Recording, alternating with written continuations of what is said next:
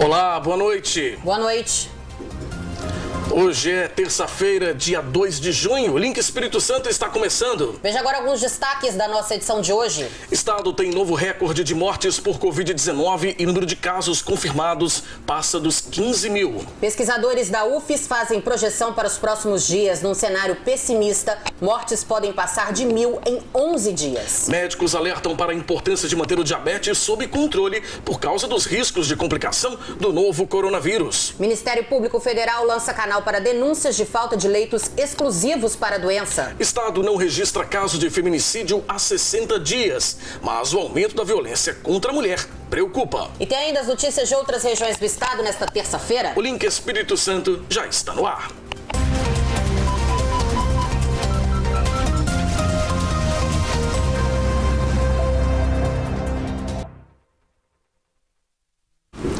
Mais de 15 mil casos confirmados da Covid-19. Esta é a marca que o estado atingiu nesta terça-feira. E o número de mortes bateu um novo recorde. Mais uma vez a gente recebe o Álvaro Guareschi para analisar os dados do painel Covid de hoje. Álvaro, boa noite para você. Mais uma vez um recorde que entristece a todos nós, né? Pois é, Fabiano, boa noite para você. Boa noite, Fabiano. Boa noite, Adriana. Boa noite para quem está em casa. 36 óbitos em 24 horas, né? Chegamos a 664 mortes desde o início da pandemia. Vou abrir para vocês uma informação extra aqui para a gente começar a analisar. Olha só, as datas da pandemia. No dia 2 de abril, portanto há 2 meses, a gente registrava a primeira morte por Covid-19 aqui no estado. E no dia 2 de maio, a gente chegava pela primeira vez aos 3 mil casos. A gente ultrapassava 3 mil casos confirmados. Hoje, 36 mortes em 24 horas, um novo recorde. O anterior eram 34 mortes. Vamos dar uma olhada no painel para saber por onde essas mortes estão espalhadas aqui no estado. Olha só, na Serra, 166 pessoas já morreram por conta da Covid-19. Depois, em Vila Velha, 111 pessoas. Cariacica, 108. Em Vitória, 103. Nos bairros de Jardim Camburi estão o maior número de mortos, né? 13 pessoas. Depois, Serra, Vila Nova de Colares, Feu Rosa, Morada de Laranjeiras, Bairro das Laranjeiras, Campo Grande, em Cariacica e aqui José de Anchieta, apareceu aqui, Campo Grande, que antes não estava aparecendo, não sei se vocês se recordam. Sim. Agora eram 5 aparece bairros aqui. seguidos da Exato. Serra. E agora aparece Cariacica vem começando a despontar ali também, né? Começou a despontar, eu não me lembro onde Campo Grande estava aqui, porque eu só li as primeiras posições. Como eu li ontem, as primeiras colocações estavam Vitória, Serra, 5 bairros e depois Vitória novamente. Para Cariacica, está apontando aqui, esses óbitos foram confirmados lá, muito provavelmente dentro desses 36 óbitos dessas últimas 24 horas. Cariacica ultrapassou Vitória. Sim. Agora é a terceira cidade com o maior número de mortes. Exatamente. Vamos continuar? Agora para falar do número de casos confirmados. Olha só, 15.151 casos confirmados de Covid-19, 866 casos confirmados nas últimas 24 horas, um número também que sempre impressiona a gente pela grandeza, né? Ultrapassamos aí pela primeira vez a marca dos 15 mil casos confirmados. Apesar desses números assustarem, eles ainda não estão dentro da nossa realidade. A nossa realidade é muito maior e muito mais séria do que isso. Nós temos muitos casos subnotificados, né, Adriana? Muitos casos são muito mais sérios. O inquérito sorológico já mostrou que muita gente aqui no estado teve Covid, nem sabe.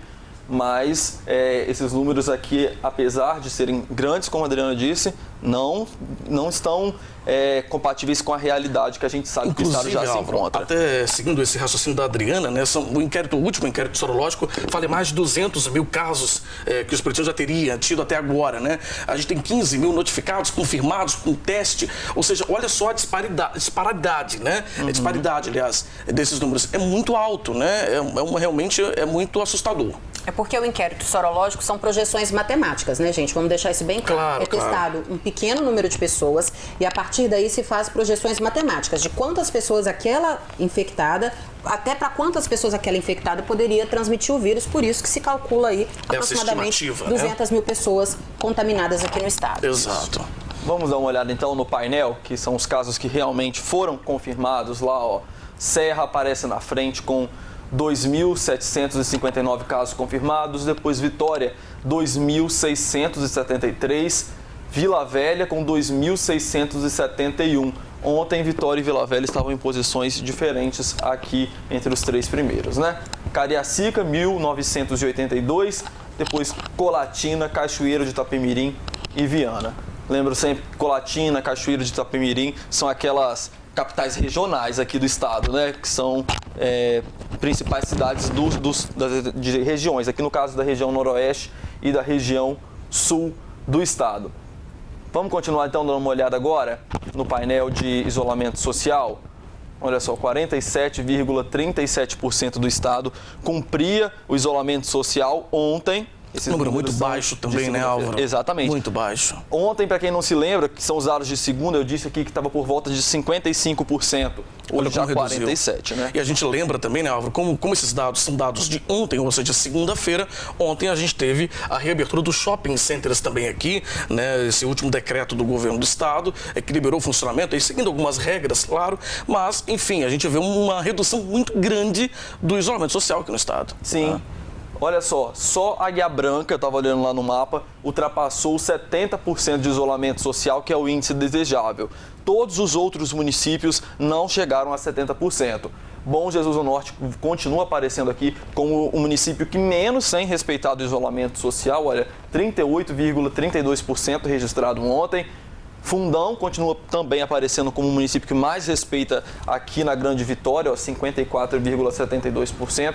E Cariacica, aqui menos tem respeitado, 43,33% de isolamento social. E aí a gente já vê o reflexo disso, né, Álvaro? Cariacica, a gente vem mostrando há dias que é a cidade da região metropolitana com o menor índice de isolamento social. Sim. E hoje isso já se refletiu no painel Covid, com Cariacica assumindo a 3ª posição entre as cidades com maior número de mortes aqui no estado. Sim. Quer dizer, só o isolamento social é capaz de ajudar a gente a reduzir esses números. Não tem outra saída. Não tem outra. E olhando lá no gráfico, Adriana, aqui a gente traz sempre os extremos, né? Quem mais respeita e quem menos respeita. Sim. Mas Cariacica e Serra estão sempre juntinhos ali nas últimas posições aqui na Grande Vitória de quem menos respeita. A Serra até apareceu aqui algumas vezes no lugar de Cariacica. Hoje eu não trouxe o painel com o número de leitos, não foi divulgado, os números ainda estão os de ontem, né? Então tinha lá que aqui na Grande Vitória era cerca de 90,45% de ocupação em UTIs e em todo o estado era cerca de 82% de ocupação dos leitos. O número também que é bastante elevado, né? A gente até comentou isso aqui ontem, no jornal de ontem, né? A preocupação nossa em relação, até uma fala do governador, né, Adriana, em relação a esse assunto. O governador chegou a falar algumas vezes que decretaria o lockdown no estado se chegasse 91% de ocupação dos leitos. O governador já chegou a falar ontem também, ele repercutiu, que não gosta muito desse termo, né? Tentaria talvez alternativas para não deixar isso acontecer, mas o que a gente observa é um número crescente. Os números de Covid estão crescentes no estado, o número de mortes hoje bate um novo recorde, né, com 36 mortes em 24 horas, né, e mais de 500 casos em 24 horas. Então, é algo que realmente deixa todos nós assustados. Exatamente. Falando nisso, o governador tuitou agora há pouco, vou ler para vocês, olha só. Vou abrir aspas, né? Por decretos, prorrogamos hoje diversos prazos de obrigações de contribuintes, como o Estado, entre eles prazos de impugnação, recursos e multas e validade de certidões. Essas medidas evitam o deslocamento de pessoas e também apoiam as empresas do Estado nesse momento de crise. Então, o governador publicou isso numa rede social, né? Dando novos prazos de pagamento para que as pessoas evitem sair de casa. Não sei se vocês se recordam, foi anunciado também que o Enem vai ter um outro prazo para pagamento dos boletos para que as pessoas que não puderam ir a agências bancárias não precisem se deslocar no momento. É uma situação delicada, a gente vê aqui tentativas por parte do governo, tanto federal como estadual, de tentar impedir que as pessoas vão à rua, mas ao mesmo tempo tem essa medida de reabertura do comércio, dos shoppings também, né? Exatamente, né? Vamos ver como isso vai se repercutir aqui nos números ao longo dos próximos dias. Tá certo, essas são as informações de hoje, eu volto amanhã. Obrigado, Álvaro. Tchau, boa gente. noite, até amanhã. Boa noite. Bom, e agora é hora de abrir o nosso canal de interatividade aqui no Link Espírito Santo. Você pode participar mandando o seu comentário sobre qualquer assunto do jornal de hoje, ou mesmo sugerir aí alguma pauta para a nossa equipe de reportagem. Não esqueça de colocar o seu nome e a cidade de onde você está falando. Anote aí o nosso WhatsApp, o número é 27 999 27 6943, 27 999 27 6943. Se você preferir, pode escanear o QR Code que aparece no vídeo usando aí o seu celular. É só escrever o seu comentário e mandar pra gente, que eu e o Fabiano aguardamos a sua mensagem e ainda hoje queremos ler a sua participação aqui no Jornal. Bom, e com base nos dados do painel Covid-19, pesquisadores da UFES fizeram uma projeção dos números da doença para esse começo de mês. Foram traçados 2 cenários. No mais pessimista deles, em 11 dias, podemos bater a marca de 1.000 mortes por causa do novo coronavírus. A nota técnica publicada pelo Núcleo Interinstitucional de Estudos Epidemiológicos, coordenado por pesquisadores da UFES e do Instituto Jones dos Santos Neves, mostra que o número de casos e mortes provocadas pelo novo coronavírus pode dobrar até meados de junho. Essa projeção chega a números assustadores, né? A gente chega a 31.000 número de casos confirmados no dia 13 de junho, né? E no caso menos pessimista, a gente está chegando ao número de 19.000 casos confirmados no dia 13 de junho. No caso mais pessimista, chegar a 1.380 óbitos no dia 13 de junho. No caso menos pessimista, a gente chegaria a 940 óbitos no dia 13 de junho.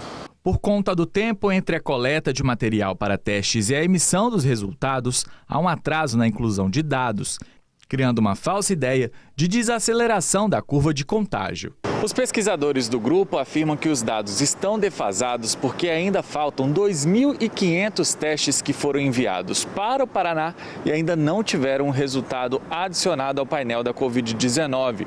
Com isso, ainda não dá para saber a real situação da doença no estado. A nossa incidência, quer dizer, o número de casos que nós temos hoje, ele é muito maior do que nós sabemos, porque nós temos muitos testes que ainda não tiveram os resultados divulgados, porque ainda estão sendo feitos. Então, se nós tivéssemos resultado hoje, o nosso mapa já seria diferente. Então, é só uma questão de tempo e nós já sabemos que temos exames que não estão sendo realizados. Então, a decisão, porque sempre o mapa ele é reavaliado na sexta-feira, né? Se nós tivéssemos os dados na sexta-feira passada, dos exames represados, certamente já teríamos outro mapa.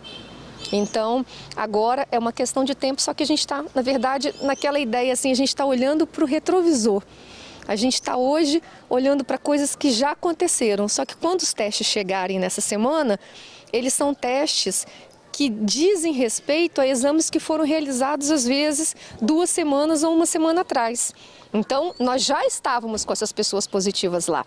A pesquisadora afirma que, diante da defasagem dos dados, a adoção de medidas extremas é questão de tempo. Nós já estamos com um número de leitos quase no limite. A gente está oscilando aí de 89, 88, baixa um pouco porque algumas pessoas têm alta, outras pessoas são admitidas no hospital. Então essa conta ela não é uma conta fixa, mas nós estamos chegando muito próximo do que nós consideramos que seria o colapso, que seria em 91% desses leitos ocupados. Então nós estamos muito próximos disso. E essa velocidade de transmissão, uma pessoa transmitindo para 3, uma pessoa transmitindo para 2, o que ela indica para a gente?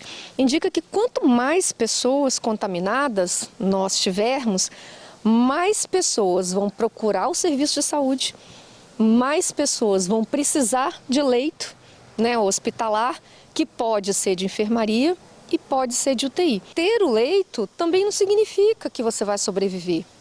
Nós temos dito isso regularmente para que as pessoas compreendam isso. Com isso, a epidemiologista reforça a necessidade de aumentar o isolamento social. A melhor forma de se prevenir é não entrar em contato com o vírus, é ficar longe de aglomerações, longe de locais onde tenham muitas pessoas. E também um alerta, porque às vezes a aglomeração não é você ir a um lugar que tenha 30, 40 pessoas. É você chegar naquele bar ali do vizinho que está cheio de gente. É você chegar numa loja que tem várias pessoas. É você estar em espaços que propiciem com que você tenha encontro com muitas pessoas. É isso que a gente quer dizer com aglomeração. Você ter pessoas que não fazem parte do seu círculo familiar. Bom, Bom, os pesquisadores também chamaram a atenção para o aumento dos casos da Covid-19 no interior. A prevalência, de acordo com a primeira etapa do inquérito sorológico, era de 0,15%. Agora está em 2,16%. E o Hospital Estadual de Urgência e Emergência começou uma campanha para incentivar a doação de sangue. O objetivo é abastecer o estoque do Hemóis, que desde o início do distanciamento social está em nível crítico, com a falta inclusive de alguns tipos de sangue. A iniciativa do hospital também leva o movimento Julho Vermelho, que acontece em todo o país. Para evitar aglomerações, as doações no Hemóis devem ser agendadas. A seguir aqui no link, médicos alertam para a importância de manter o diabetes sob controle por causa dos riscos de complicação da Covid-19. E ainda, apesar do Estado não registrar um caso de feminicídio há 60 dias, o aumento da violência contra a mulher preocupa.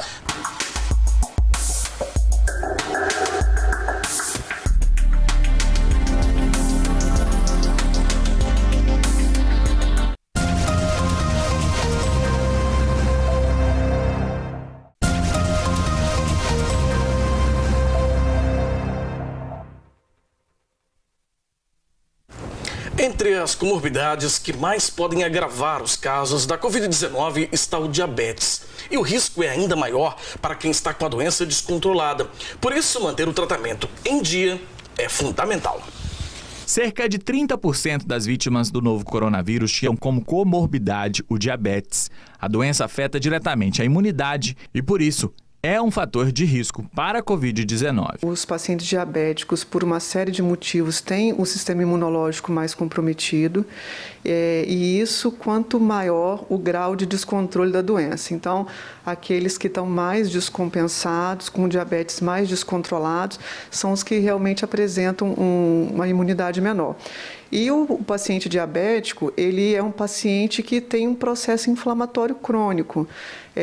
Então, quando se expõe a um vírus, como o coronavírus, que também promove uma inflamação no organismo, você pode exacerbar muito esse processo com uma tempestade de citoquinas, que a gente chama, que são substâncias que vão provocar dano no pulmão. Além do risco provocado pela baixa imunidade, as doenças associadas ao diabetes elevam as chances de complicações pela Covid-19. Quando a gente tem diabetes, e geralmente diabetes tipo 2, está muito ligado à obesidade. E a obesidade é uma doença crônica que também aumenta o processo inflamatório. Você tem gordura abdominal, gordura visceral. Isso tudo deixa o paciente cronicamente inflamado. Então, hipertensão, colesterol alto, cardiopatia. Todas são doenças crônicas que aumentam a inflamação crônica. O paciente tem processo inflamatório crônico que lesa a microcirculação, que aumenta a chance dele ter o que a gente chama de hipercoagulabilidade, que é quando ele tem tendência maior a formar coágulos. Então, vem um vírus que também provoca um processo inflamatório, que também provoca hipercoagulabilidade, que são esses trombos, esses coágulos, a gente tem uma situação que pode se exacerbar. Diante dos riscos, a médica diz que os pacientes precisam continuar com os tratamentos. As doenças crônicas continuam existindo, apesar da Covid-19, então todo mundo tem que continuar o seu tratamento. Primeiro, não abandonar medicamento nenhum, precisa de continuar com os medicamentos de uso contínuo. Se está em dúvida se deve substituir, se deve parar, primeiro tem que consultar o médico.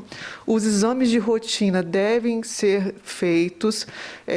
A gente tem laboratório que está colhendo a domicílio ou fazendo drive-thru, você não precisa nem sair do carro. Tem que continuar com todo o seu tratamento, não pode abandonar. E se for infectado pelo coronavírus, tem que entrar em contato com o médico, porque algumas medicações talvez a gente precise suspender durante uma infecção pelo coronavírus. E não esquecer de vacinar, tem que vacinar contra a gripe e contra pneumococo e hemófilos. Além disso, é preciso adotar hábitos saudáveis. praticar atividade física em casa, né, com todo cuidado, que melhora a imunidade, ter uma boa noite de sono, uma alimentação saudável, tudo isso são os pilares de uma vida saudável e de um sistema imunológico forte. Nós falamos ontem aqui no Link que as aulas nas redes pública e privada continuam suspensas até o dia 30 de junho. Hoje, o secretário de Educação, Vitor de Ângelo, falou sobre as mudanças que serão necessárias quando as atividades forem retomadas. Aqui na Secretaria de Estado da Educação, a gente continua no planejamento, como começamos já no mês passado, pensando na volta às aulas, independentemente se elas vão ocorrer no dia 1º de julho ou em algum mês posterior, sempre respeitando as autoridades de saúde. Algumas coisas a essa altura já estão razoavelmente claras para nós. Em primeiro lugar, é que precisaremos fazer algum tipo de alternância de alunos.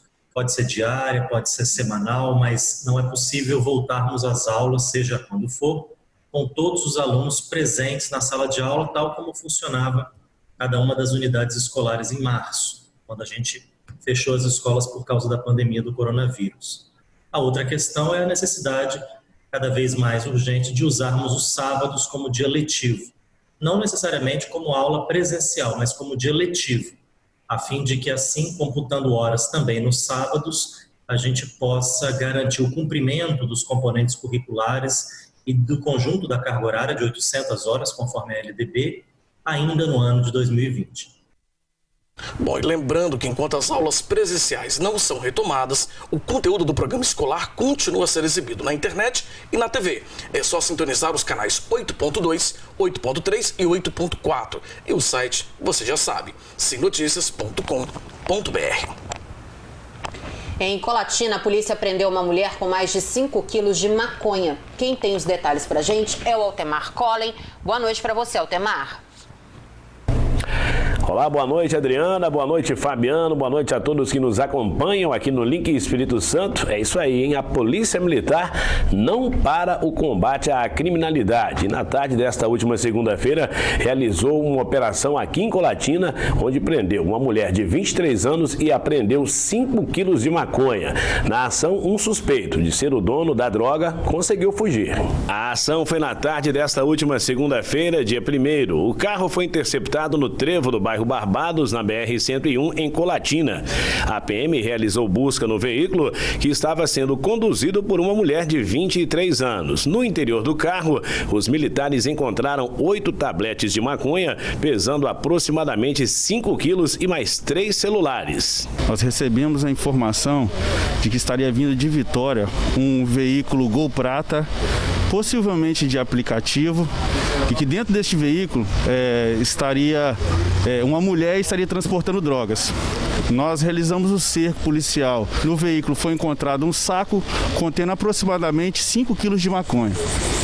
Ao ser questionada, ela informou que era a segunda vez que estava fazendo esse tipo de transporte.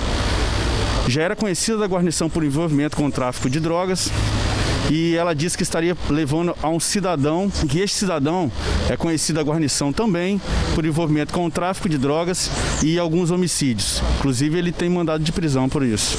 Também com a informação do destino final da droga, parte da equipe policial se deslocou para o local. No bairro Riviera, o suspeito, já conhecido da polícia, ao perceber a aproximação das viaturas, empreendeu fuga pelos fundos de um apartamento. Ele percebeu a presença policial e pulou de uma altura de 2 andares, mais de 10 metros, ao fundo da residência e tomou destino ao Matagal, próximo ao bairro Riviera, e não logramos êxito na captura dele, não. A mulher, juntamente com todo o material apreendido, foi conduzida à Delegacia Regional de Polícia Civil de Colatina para as providências cabíveis. E a administração municipal aqui de Colatina vai manter o horário do comércio como está, pelo menos ainda essa semana. Parte abrindo às 7 horas da manhã e fechando ao meio-dia, e parte abrindo às 2 horas da tarde e fechando às 7 horas da noite. No sábado, nada funciona, somente os serviços essenciais.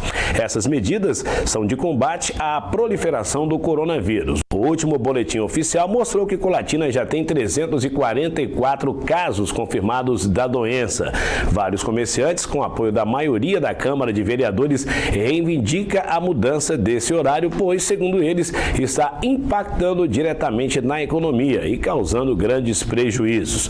O município deve se reunir com as autoridades e empresários para se chegar a um consenso e possivelmente mudar essa medida, mas nada foi divulgado ainda com relação a possíveis novos horários.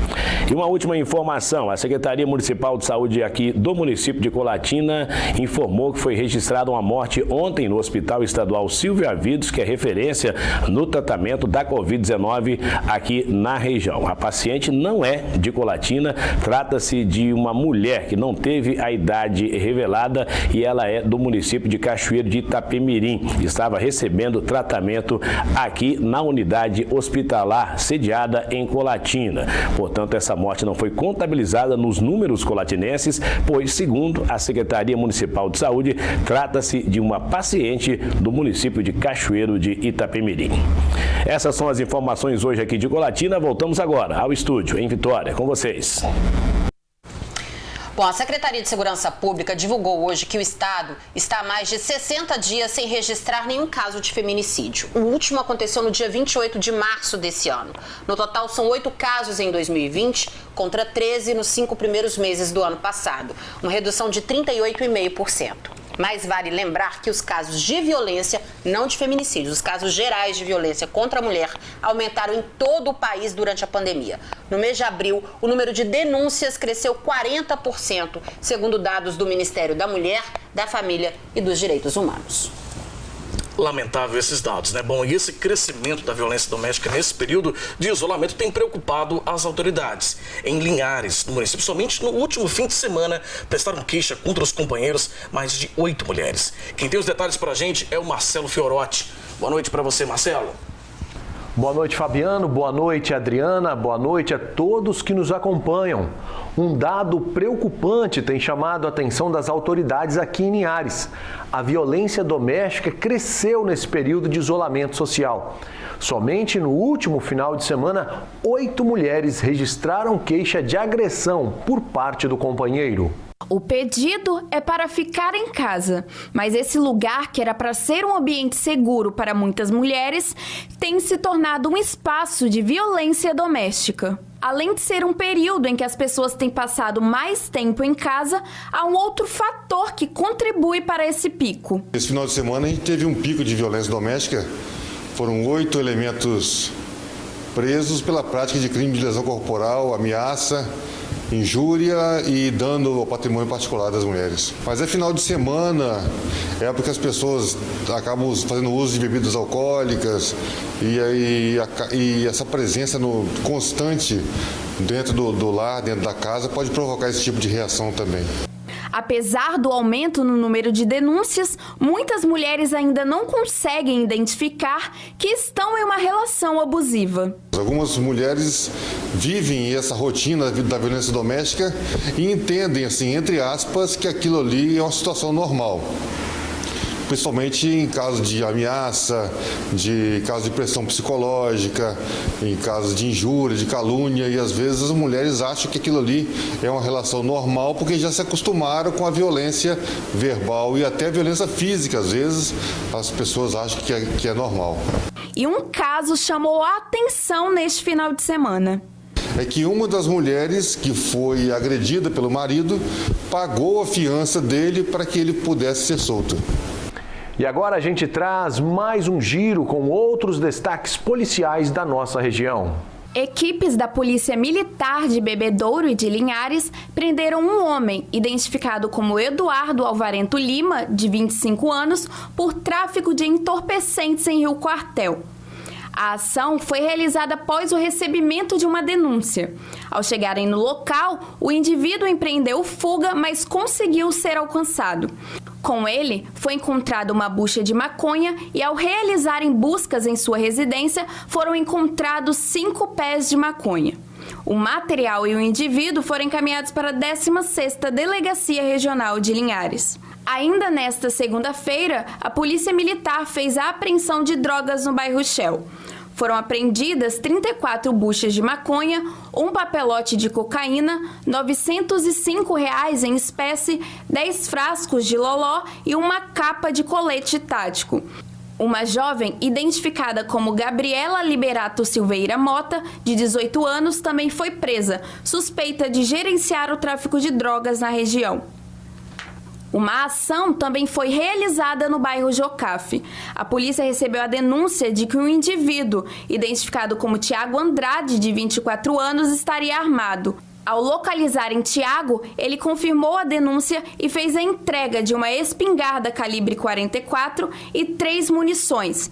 Após a realização de buscas na residência dele, também foram encontrados um radiocomunicador, uma bucha de maconha e R$ 300.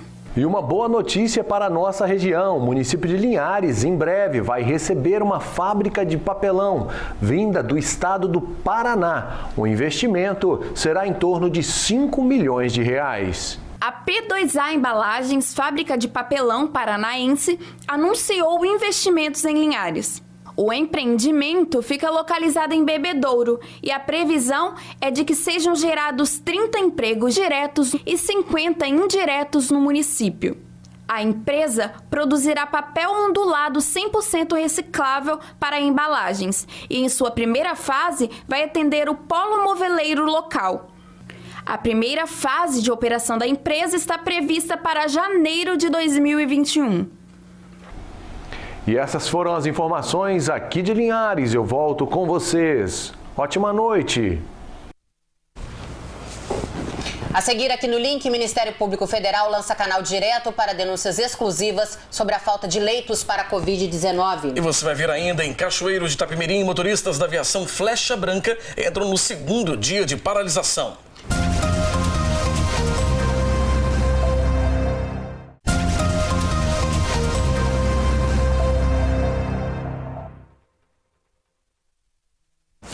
O Ministério Público Federal acaba de lançar um canal direto para que a população faça denúncias exclusivas sobre a falta de leitos para a Covid-19. Chegou ao conhecimento do órgão algumas notícias recentemente de pacientes que buscaram o sistema de saúde, mas tiveram suas internações recusadas por falta de leitos operacionais. Apesar disso, a informação que se extrai do site da Secretaria de Estado de Saúde é a de que nenhuma das regiões do Espírito Santo teria atingido, ao tempo daquelas recusas, 100% de ocupação. Bom, buscando solucionar esse aparente desencontro de informações e compreendendo o relevantíssimo papel da sociedade na busca por uma maior transparência, que foi criado esse canal. O que interessa ao MPF que seja enviado esse canal?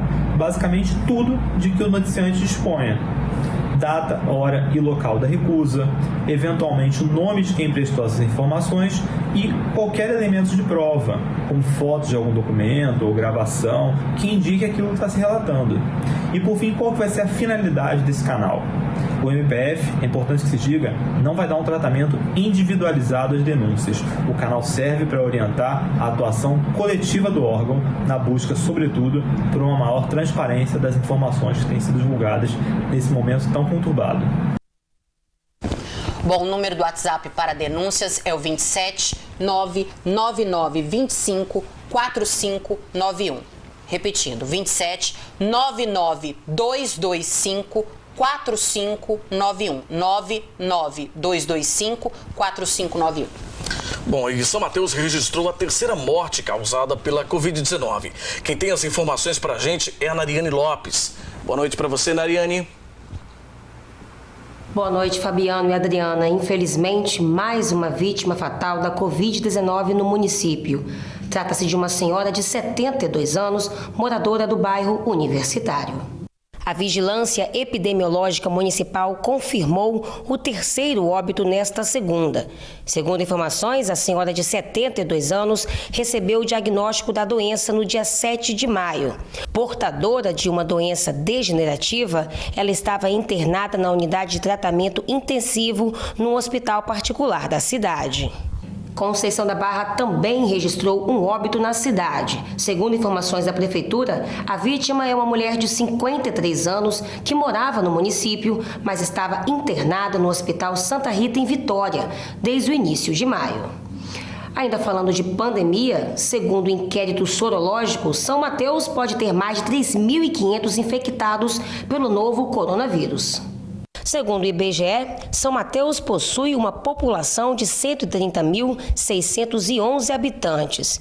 E segundo os resultados da segunda etapa do inquérito sorológico deste total de habitantes, mais de 3.500 já foram infectados. O resultado foi divulgado nesta segunda-feira pelo secretário estadual de Saúde, Nésio Fernandes. Mas, segundo a Secretaria Municipal de Saúde, esses números podem ser bem maiores, uma vez que não é possível fazer o teste em toda a população. Nas ruas, o movimento é intenso, mesmo com horário especial de funcionamento do comércio. Diante do aumento do número de casos confirmados na cidade, após a flexibilização de medidas de restrição da atividade econômica e do crescimento do índice de ocupação de leitos hospitalares no município, que é referência para o tratamento da doença na região norte, o Ministério Público do Estado notificou a Prefeitura para que suspenda o funcionamento das atividades de comércio não essencial aos sábados e domingos. E nesta segunda-feira, um outro setor que estava parado desde o início da pandemia retomou suas atividades. Mas, por pouco tempo, a Secretaria Municipal de Saúde informou que as atividades serão suspensas novamente. Uso obrigatório de máscaras, garrafas e toalhas individuais, além de manter o distanciamento. No salão, alguns aparelhos foram isolados para respeitar as novas regras, além de treinos com tempo máximo de 50 minutos. E nos intervalos, limpeza de todo o espaço para a entrada da próxima turma.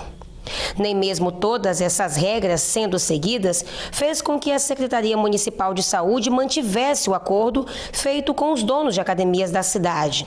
Após a notificação do governo do estado chegar na prefeitura, as atividades mais uma vez serão suspensas. Bom, segundo informações da Secretaria de Comunicação, algumas mudanças serão feitas ainda esta semana. E por hoje é só, Fabiano e Adriano, eu volto com vocês aí no estúdio. Uma boa noite a todos, até amanhã com mais notícias aqui de São Mateus e da região. Obrigado, Mariane. Obrigado. Bom, antes da gente falar da interatividade, né, Adriana, somente vou dar um dado. O Ministério da Saúde acabou de divulgar os números da Covid-19 no país e, infelizmente, a gente bate um novo recorde também. Hoje o Espírito Santo bateu um novo recorde com 36 mortes, mas agora o país também bateu. São 1.262 mortes nas últimas 24 horas. O Brasil hoje passa de 31 mil casos, né? 31.199 pessoas mortas por conta da Covid-19. Bom, vamos ler algumas mensagens, Adriana? A gente tem aqui algumas participações, né? Tem aqui a participação da Simone Majeski. Ela fala com relação aí ao decreto, né, de o retorno das aulas do governador. Ela está dizendo que é triste ver pais e mães levando os filhos para praias e praças, como se estivessem de férias, né? É sério que o mundo, essas pessoas, em que mundo essas pessoas estão? Ela diz, a Simone Majeski, que realmente ela lamenta essa situação, né, Adriana? Temos mais participações? Bom, aqui para mim não, Fabiano. Temos aqui, ó, chegou pra gente aqui, olha, tem o Juliano de Colatina. Olha aqui, ó, chegou pra gente. Ele tá comentando sobre o isolamento, né? Boa noite, sou Juliano de Colatina. Não é fácil manter o isolamento em cidades de grande importância que possuem forte comércio de roupas, alimentos, serviços bancários e afins. Se observarmos, nenhuma cidade da Grande Vitória está com 50% de isolamento, cumprindo 50%, e as demais cidades também não, como Linhares, Cachoeiro e Colatina. Lembrando, gente, que o ideal não é nem 50%, tá? O ideal é 70% de isolamento. Bom, em Cachoeiro de Itapemirim, os motoristas da aviação Flecha Branca entraram no segundo dia de paralisação. Isso mesmo, como a liminar da Justiça, que determina 90%, que da frota de ônibus circule normalmente. Quem tem os detalhes pra gente é o Samuel de Fraga, direto da nossa redação lá no sul do estado. Boa noite pra você, Samuel.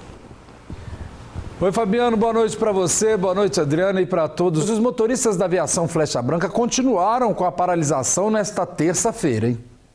Os motoristas continuaram concentrados na manhã desta terça-feira em frente à empresa, reivindicando salários e benefícios em atraso. Esse foi o segundo dia consecutivo de paralisação. Poucos ônibus voltaram a circular.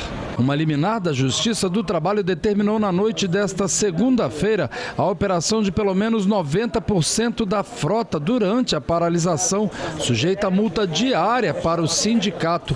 Mas os motoristas se recusam a voltar e trabalhar e somente 30% da frota está em circulação. A gente conversou com o trabalhador, nesse momento tem 30% da frota circulando, né? Mas a gente não conseguiu ainda atender, né, a decisão liminar dos 90%. Os trabalhadores se recusam, né, nesse momento de trabalhar e estão falando que não vai cumprir essa determinação. A gente está conversando com eles, né, para que seja cumprido, né, porque existe uma penalidade diária, né, de R$30 mil para o sindicato. Lógico, evidente que eu não posso obrigar nenhum trabalhador. A gente está conversando e orientando que seja cumprido isso nesse momento.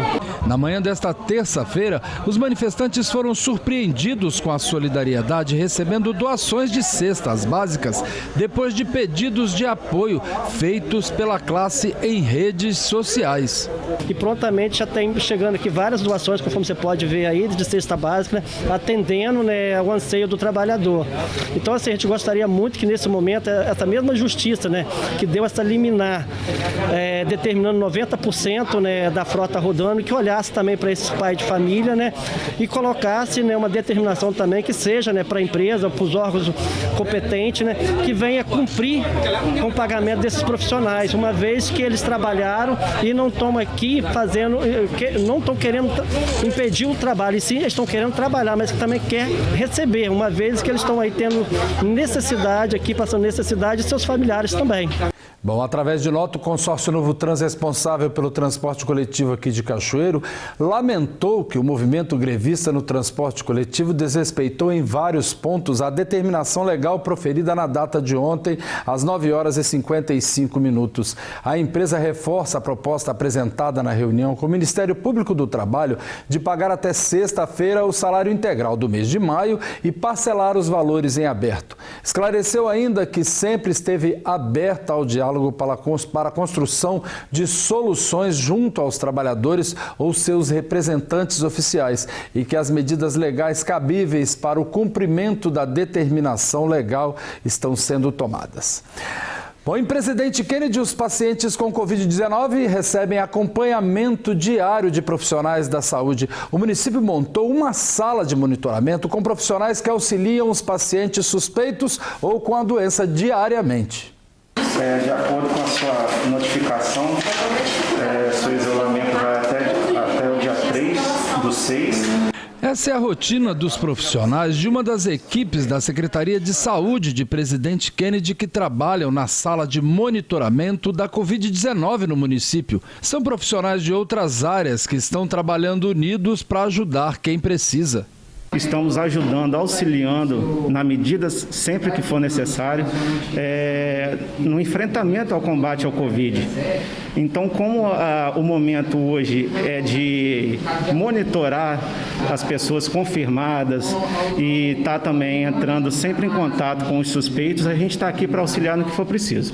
O município de Presidente Kennedy tem mais de 100 casos confirmados de Covid-19 e a equipe de monitoramento tem tido bons resultados mantendo contato diário com os casos suspeitos e confirmados, levando todos os dias informações e monitoramento do estado de saúde desses pacientes. A gente entra em contato com as pessoas para estarem observando os sintomas que elas estão apresentando.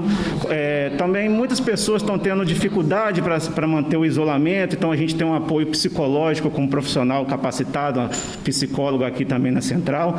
As equipes de estratégia em saúde aqui em Presidente Kennedy saem em campo todos os dias para dar orientações e também para fazer um acompanhamento às famílias, principalmente em outras regiões afastadas do centro da cidade. Se alguma dessas pessoas apresentar algum tipo de sintoma suspeito, ela é orientada a procurar a unidade de saúde do município. Agora, se após o exame testar positivo, essa pessoa já está cadastrada, daí sim, ela é orientada todos os dias, inclusive aos finais de semana, por essa equipe.